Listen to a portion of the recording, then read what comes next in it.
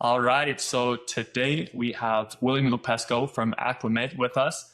Thanks for coming on, William. How you doing today? I'm doing great, Quade. It's great to be here.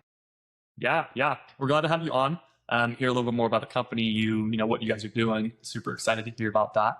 I guess to start us off, William, tell us a little bit about you. How did you come in contact with the company, and kind of what are you doing there? Yeah, absolutely. So I'm one of the two co-founders of the company. I started this company 5 years ago with my partner, Mike Smith. So Mike and I, this is both of our second companies. Mike and I had previously met just through the Denver first-time founders, entrepreneurship, networking scene. At the time, I was doing a pet IoT company inspired by my dog, and he was doing his first company, which was planting trees to do carbon reforestation. And so I thought what he was doing was really cool. We stayed in touch. Fast forward 4 or 5 years, my company unfortunately died. My first company died during COVID, and so I posted on LinkedIn that I was looking for my next thing. I wanted to get back into the startup game, and Mike reached out and said like, "Hey, you know how to code, you know how to build software. I have an idea for a software company. Let's chat." And so Mike and I had a meeting and decided to start this company together, and that was 5 years ago. Okay, super cool. I mean, doing some of my own research before, I was getting some, engineering vibes, maybe some scientist vibes, and you're saying your code too. I mean, what kind of things are you doing day to day over at the company?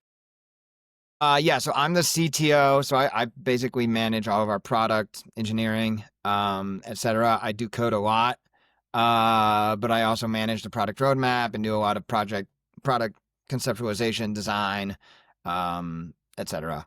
So like everything related to product. And then of course that overflows into like customer success, customer support, all that as well. So.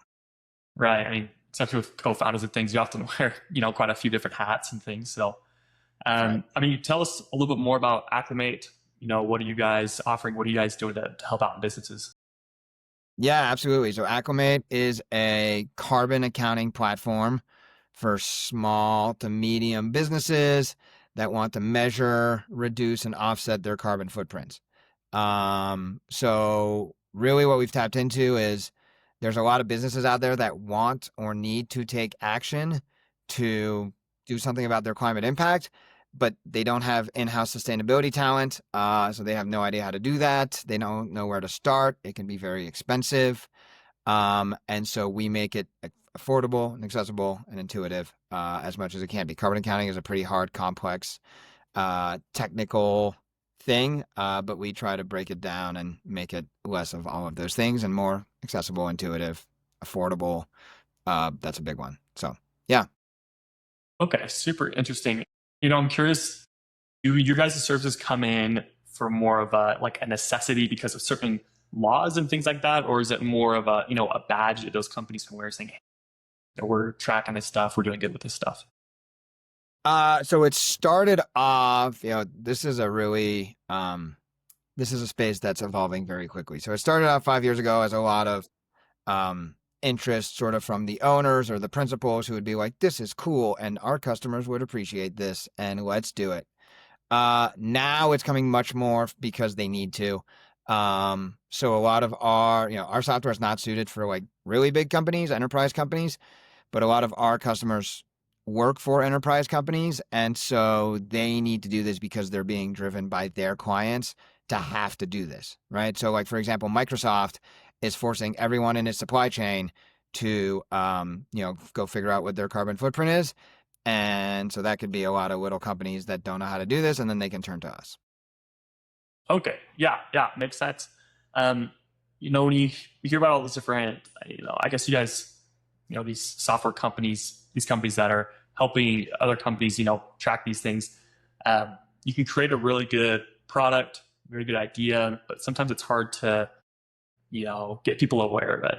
I'd be curious what it was like to really kick off and launch this product for you guys and what that looked like. Yeah, man, absolutely. Nobody knew who we were. So our very first customers came from just our personal networks that we had developed over our years of being in business. with previous companies, especially Mike, who had spent a lot of time, already in the environmental sustainability kind of space, knew a lot of people who were interested in this. That demand from the people he knew was part of what inspired him to come up with this idea.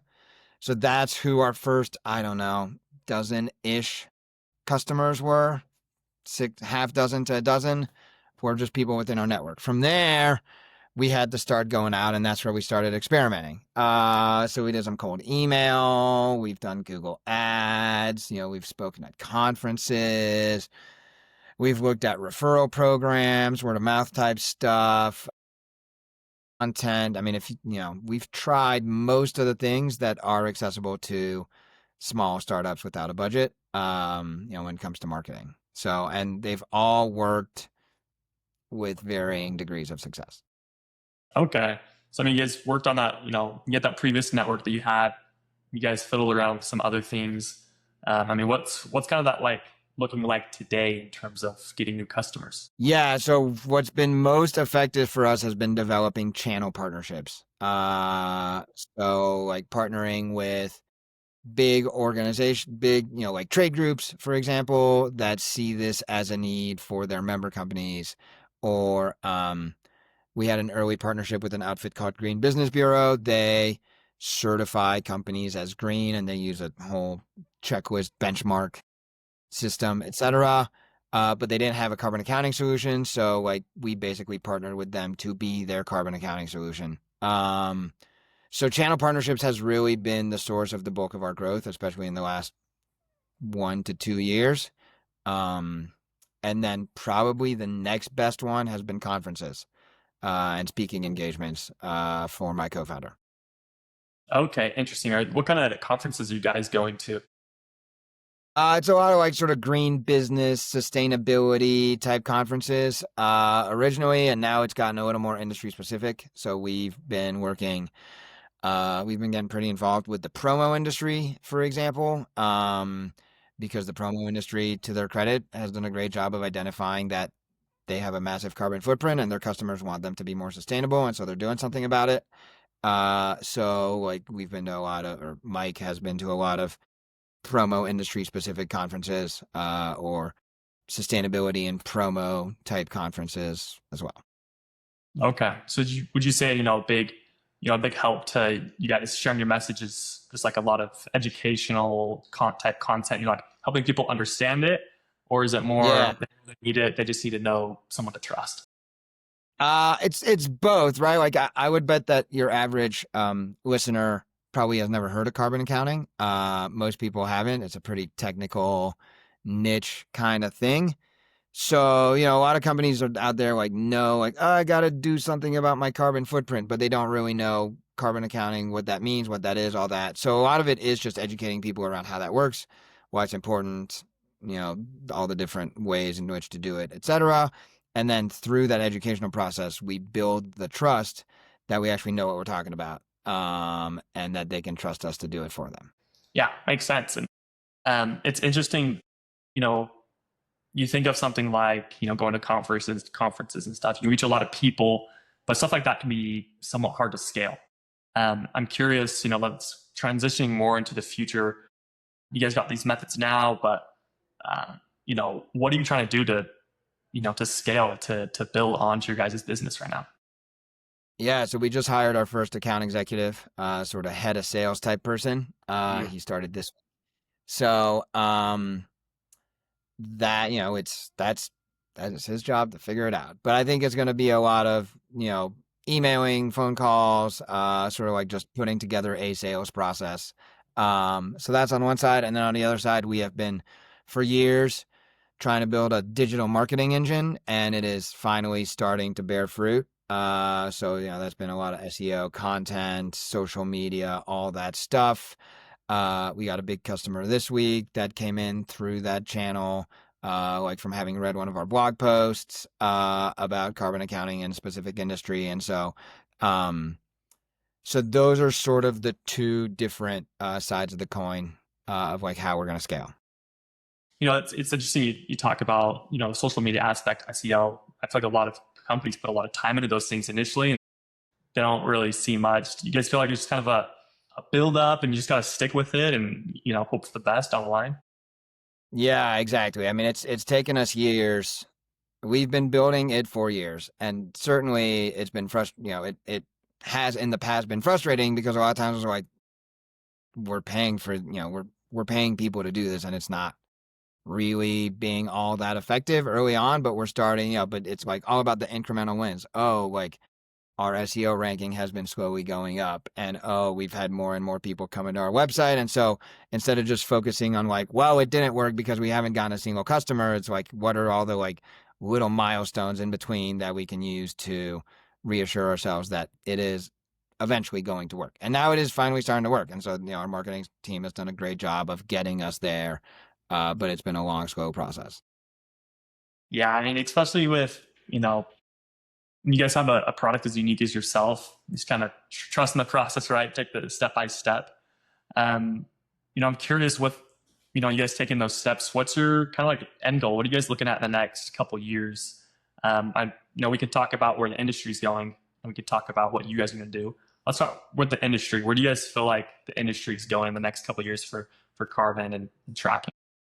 Yeah, I mean, I think despite the best efforts of some of our politicians who are currently in charge, this is an industry that's going to continue to grow.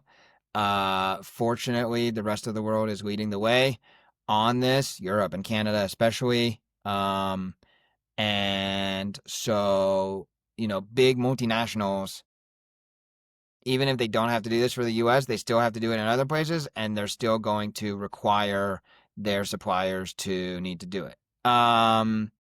So I think the industry is going to just continue to grow, and there's going to be more and more demand and more people trying to figure out what this carbon accounting thing means. So that's the answer to the industry question. In terms of us, we think we're well positioned to ride that wave. And so we just want to be able to continue building the best carbon accounting, climate impact software for small businesses so that we can continue to be well positioned, to be the go-to option for when our customers realize that they need this. Yeah. So, I mean, I feel Do you like guys that. feel like you'll eventually move into building softwares for bigger companies and corporations? And I'm sure there's a lot of money in it, but a lot of complication. There's a lot of complication. There's also a lot of competition. So we think we've really found a good niche. Small businesses are 80% of the U.S. economy, roughly. And so we're a small business. We like small businesses. We like working with them. Frankly, I think it's more interesting. They have better stories. And so we really like the idea of just continuing to serve. There's, again, 80% of the U.S. economy. It's going to be a long time before we run out of small businesses to serve. Now we have, like when we first started, we were focused on like businesses with 50 customers or less.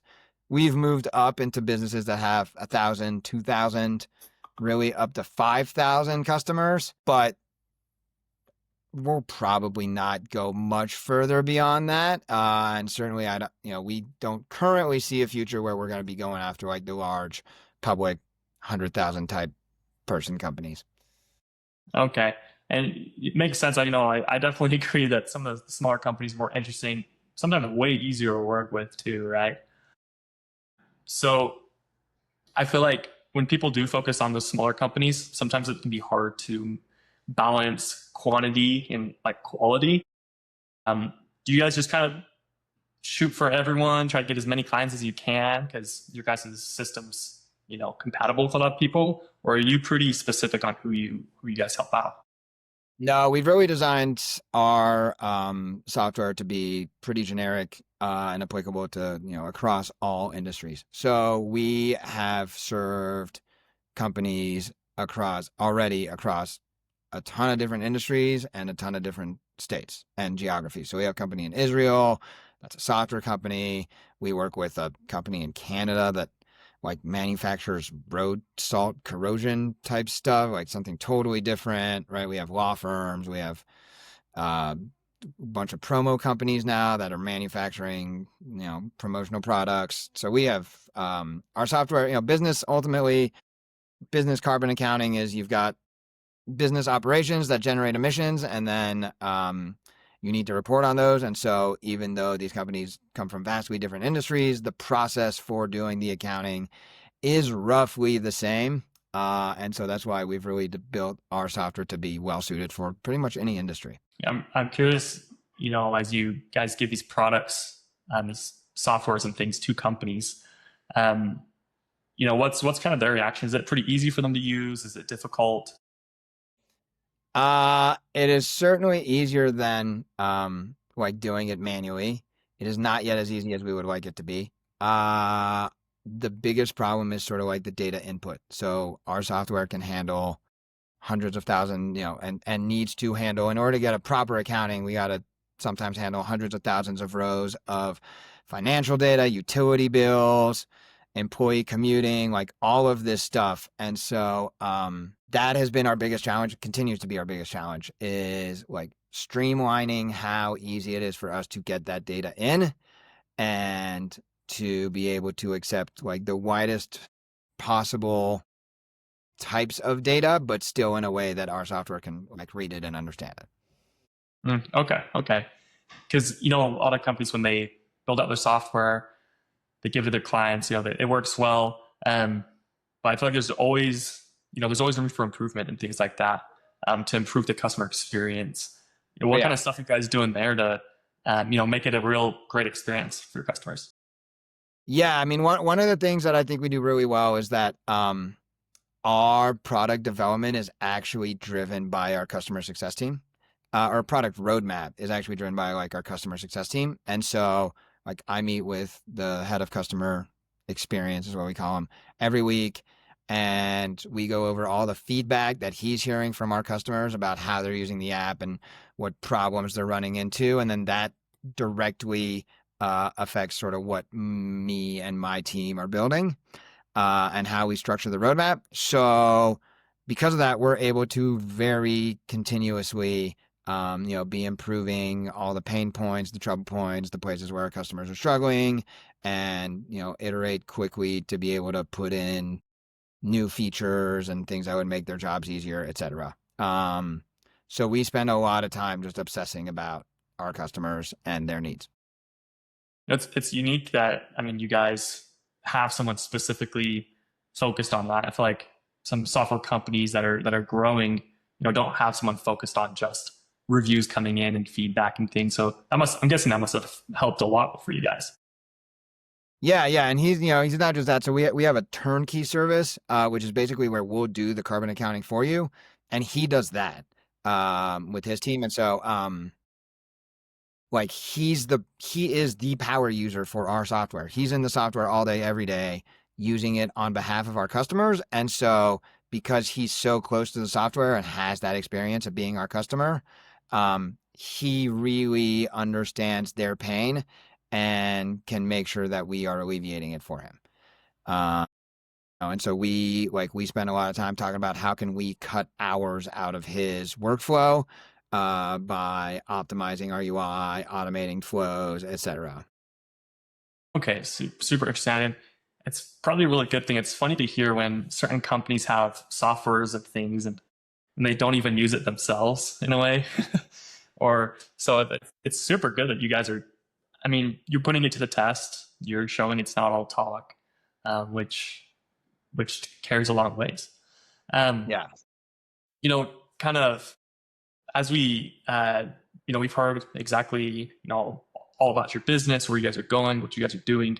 As we wrap up here, I'd love to kind of say, let's say I'm, building a manufacturing plant or something, and I'm doing this. I'd love for you to kind of walk me through the process of, first, how would I get in contact with you guys? What would that look like? What would the process of me tracking these things look like? And, it's kind of A to Z. So I come to you, hey, I think I probably should track something. What should I do? Yeah.